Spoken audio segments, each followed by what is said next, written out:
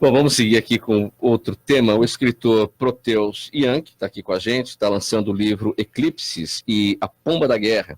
É uma narrativa ficcional do gênero suspense tecnológico, ou techno-thriller, que é um suspense com pano de fundo tecnológico. É um gênero pouco comum na literatura em língua portuguesa. A história se localiza num período contemporâneo recente e se insere no verdadeiro contexto socioeconômico, político em que vivemos. Esse contexto tem a ver com golpes, fraudes tecnológicas, como é que é isso? É uma história que poderia estar acontecendo nesse momento, né, porque ela tem uma verossimilhança muito grande, né, isso é uma preocupação inicial, né, de fazer alguma coisa que soasse verdadeira. Né? Então, não tem gente que voa, não tem gente com superpoderes, né? São pessoas normais que desenvolvem habilidades através de treinamento e de talento, obviamente, também, né? E que elas são recrutadas para agir em prol de clientes de uma consultoria transnacional, né, que tem dificuldade com o crime organizado, que é uma coisa que a gente vê também, né? Então são coisas muito atuais, uma coisa muito do nosso tempo, né, que é o crime organizado, é o crime virtual, né, é a proteção de dados, são os hackers, são as ameaças de cibersegurança, né? Então, esse é o pano de fundo, né? Só que, obviamente, né, acho que toda história, né, que se pretende boa, ela tem que se calcar nos personagens, né? Porque a gente vai, né, num teatro ou vai ler um livro, normalmente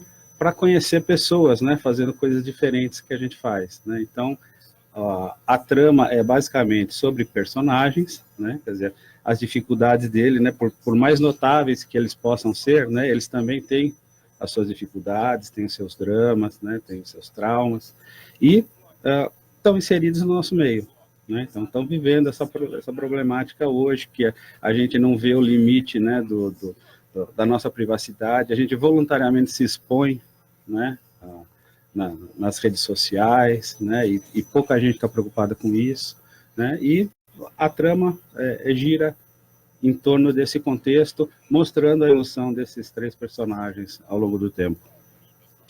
O livro tem um final feliz, ou seja, a gente consegue imaginar que nesse mundo tecnológico, com tudo isso que a gente não presta atenção e é perigoso, no final, o livro mostra que há uma solução para isso, podemos ficar felizes, ou é um alerta mesmo?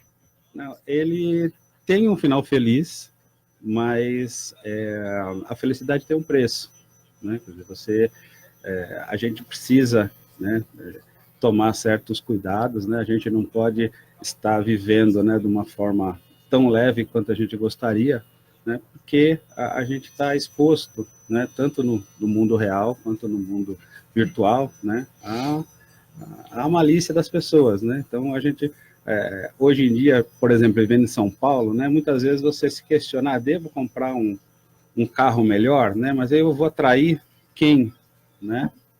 Esse carro vai atrair quem? Que problema ele traz para mim, né? Infelizmente a gente está vivendo isso, né? A gente tem que pensar naquilo que a gente quer possuir, quer expor, porque alguém pode querer tomar da gente, né? Então isso vem com um preço, né? Mas não é uma coisa desesperançosa. Ao contrário, né?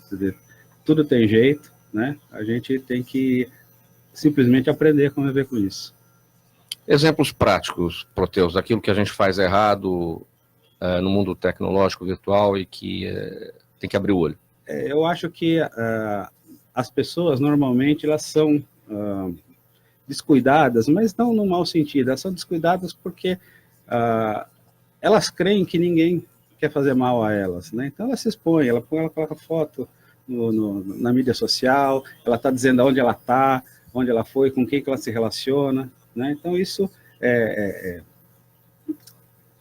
o subsídio, né, para as pessoas que querem, né, cometer algum crime, algum ato contra essas pessoas, né, para que elas possam, né, planejar a sua forma de ataque, né? Então a gente tem golpes pelo WhatsApp, né, que a pessoa rouba, né, o número da outra pessoa e sai pedir dinheiro para os amigos, né, quer dizer, ela está se fazendo passar por alguém que ela não é, né, e explorando a fé das pessoas de que elas estão falando com a pessoa que aparenta ser, né, então esse é um tipo de golpe, né, então quando você faz um anúncio na internet para vender um carro, uma moto, né, o pessoal já inventou um jeito de ligar para o comprador e falar, olha, eu vou te passar um código de confirmação, você diz para mim o que quer, e na verdade ele está acessando a conta bancária do outro que está pedindo a senha, né? E o cara passa, né, pensando que está falando para o site que vai vender o carro dele, mas ele está dando a senha para o cara que está fazendo uma coisa errada contra ele. E nós não temos tecnologia para se prevenir disso. Não, a nossa muito prevenção é olho aberto. Né? Uhum. E tem sido muito mais comum do que a gente pensa, né? Muito Os últimos 2 meses eu conheço uns 8 casos de golpes desses pelo WhatsApp, e pessoas muito bem instruídas do mundo teatral caíram nesses golpes e transferiram dinheiro para a conta do bandido, achando que era o amigo ator que estava passando por dificuldades na madrugada e tal, passa a conta do outro dia, descobre que não é. Tem dos sites de comida também, que você pede, você perdeu o celular, se alguém te roubar teu celular, tá tudo lá, teu cartão, o pessoal faz pedido. Sai fazendo compras, né? Mas eu acho que isso também é um desleixo até certo ponto, mas tem uma característica psicológica, né? Que as pessoas de bem, né? Elas não estão pensando em dar nó em alguém, não estão pensando em dar golpe em alguém. Então é um negócio que normalmente não passa na minha cabeça, não passa na sua cabeça, não passa na cabeça de ninguém, exceto dos criminosos, né? Que eles, ao contrário, eles passam a vida maquinando a ferramenta. Mas eles são muito bons nessa estratégia, né? Porque eu mesmo quase caí uma vez, e olha que você não duvida, é tudo tão bem arquitetado, o estudo do personagem é tão bem feito, que você fala, não, fulano estava mesmo com essa dificuldade. E esses cybercriminosos, digamos assim, eles são requisitados por grandes empresas da área de tecnologia para ensinar as empresas a criar ferramentas de proteção. Exatamente. Tem um caso muito comum, são dos criminosos que foram pegos, né, e que trocaram de lado, né, que agora eles instruem, né, as empresas a como se prevenir, né. Um exemplo bastante emblemático disso foi aquele caso famoso que ocorreu desde a década de 50, né? O rapaz se fazia passar por piloto, né, da Panam, né, que já nem existe mais, e ele voou em tudo que é voo que tinha da companhia, ele fazia requisição de uniforme, então ele passou um filme, né? E hoje ele faz justamente isso, né? Então, porque ele teve toda essa vivência, né, na exploração, né, dessas vulnerabilidades psicológicas, né, por assim dizer, das pessoas, né, que agora ele está instruindo, usando, né, a inteligência. Usando a inteligência, fala assim, olha, não faça assim, porque ele, ao te fazer esse tipo de pergunta, né, ele está antevendo uma resposta que você vai dar que vai favorecê-lo. E tem aquelas situações básicas do dia a dia, né, Proteus, das quais a gente não consegue fugir, por exemplo, por quantas câmeras nós passamos hoje, desde que saímos de casa até a gente chegar aqui na rádio, né? Então, estamos sendo observados, o celular está nos rastreando com o localizador, e não dá para fugir disso, né? Não dá para fugir disso. Se você quiser...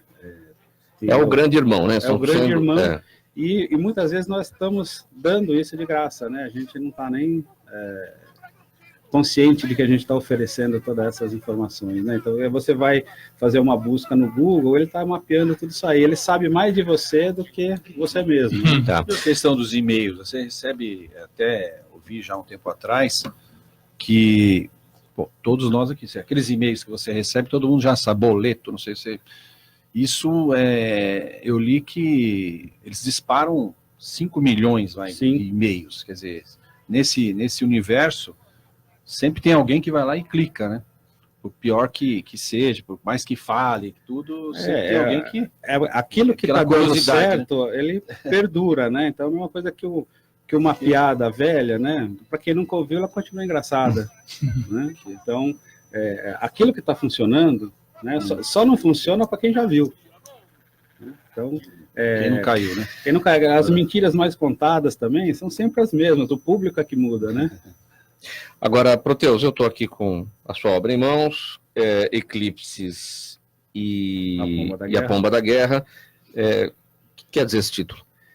Eclipses, na verdade, é o nome da equipe que ela faz parte, e A Pomba da Guerra é uma alcunha, né, da protagonista, né, que é uma mulher, né? Então, tem 3 protagonistas no livro, 2 mulheres e um homem, né, que fazem parte dessa equipe chamada Eclipses, né, que ela trabalha para as empresas que foram vítimas, né, de algum ataque ou de algum roubo, né?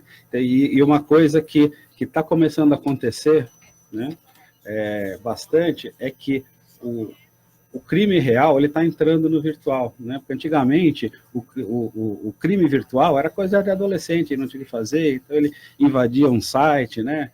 Tirava do ar uma página, né? Hoje não, né? Hoje você tem o crime organizado, que aliás, como a gente estava até falando, ele está muito especializado, então você consegue recrutar especialistas como você contrata engenheiros ou técnicos para construir uma ponte, né? Então você recruta esses criminosos, né, especializados, e eles, né, alguma hora, né, se o crime não se origina no mundo real, né, alguma hora ele vai vir para o mundo real, porque isso tudo se transforma em dinheiro, né, e dinheiro, se você não trouxer ele, né, para o mundo real, né, para você lavar ele, você não consegue gastar. Bom, o criminoso, evidentemente, não respeita a lei, então, se formos falar dessa nova lei de proteção de dados, isso não muda nada para esse aspecto.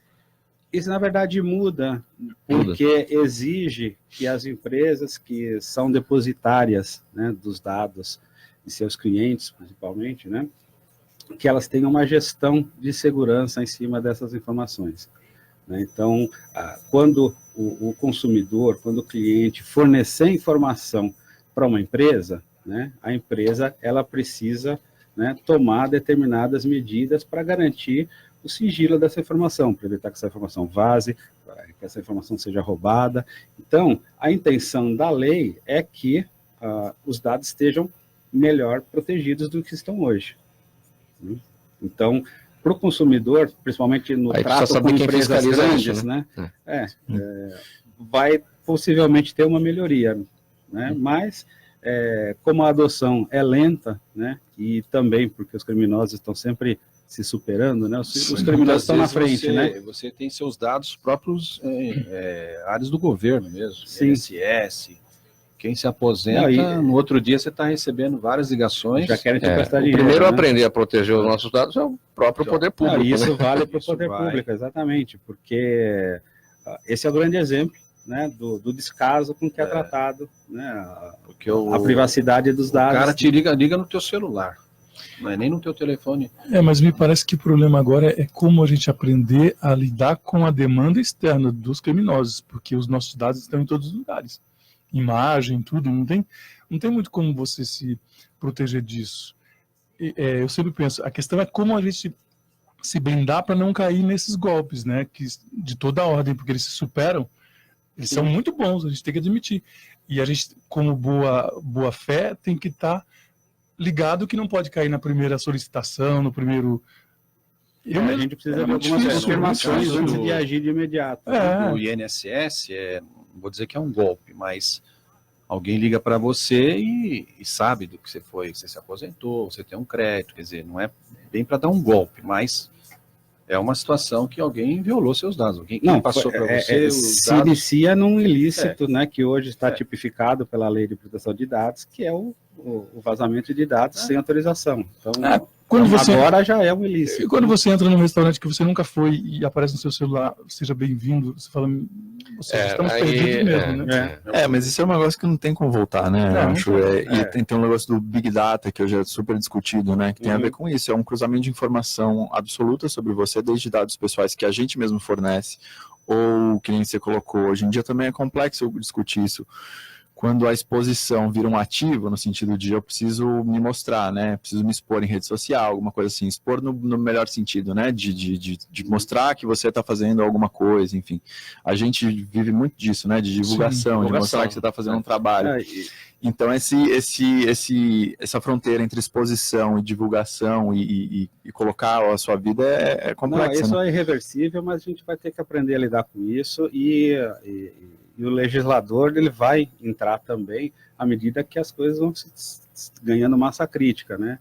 E só uma palavra final para todo mundo, que é um pensamento conhecido já, a respeito de tudo que a gente vê na internet, em celular, né? Que se vende como grátis, né? Então, na verdade, a ideia que tem por trás disso é que se você está usando alguma coisa que é grátis, na verdade, a mercadoria é você. Sim. Né? É você que interessante, está sendo vendido, né? Pela empresa que te Ou você está compactuando de alguma maneira. Exatamente. Hoje em dia a maior mercadoria são as nossas informações mesmo. Porque não tem ônibus de graça. Falta usando de graça aqui. Eles estão ganhando com quem? Com você mesmo. Juros zero também.